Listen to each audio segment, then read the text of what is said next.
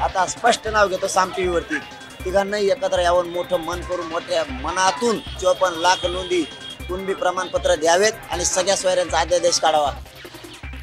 तिघांनी एकत्र येत सगळे सोयऱ्यांचा अध्यादेश काढा। जरांगे पाटलांचं साम टीव्ही वरून सरकारला आवाहन, तर चर्चेसाठी या, मी तयार असल्याचंही जरांगेंचं वक्तव्य।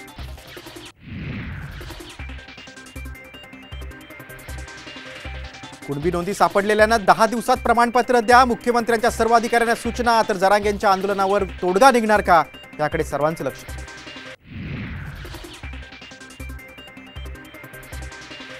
जरांगेंच्या आक्रमक भूमिकेनंतर सरकार बॅकफूटवर, जरांगेंनी सरकारला अजून वेळ द्यावा। अजित पवार गटाचे प्रदेशाध्यक्ष सुनील तटकरेंचं आवाहन, तर भूमिका ताठर असल्यास संवाद होणार नाही, संजय शिरसाटांचं वक्तव्य।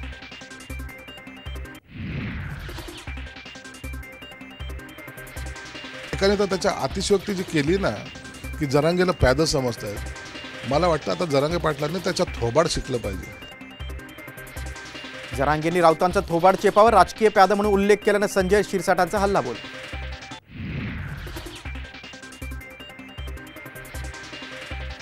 सोनिया गांधींसह इतर लोक तुरुंगात जाणार, वंचितपैकी कुणीही तुरुंगात जाणार नाही। अमरावतीतील वंचितच्या सभेतून प्रकाश आंबेडकरांचा गौप्यस्फोट।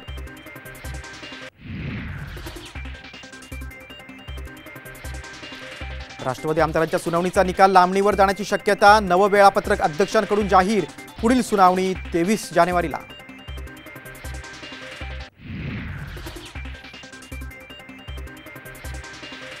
आणि अयोध्येतील राम मंदिर फुलांनी सजवलं, मंदिराच्या गर्भगृहाचे एक्सक्लुझिव्ह दृश्य साम टीव्हीवर। 22 जानेवारीला श्रीरामाची प्राणप्रतिष्ठापना।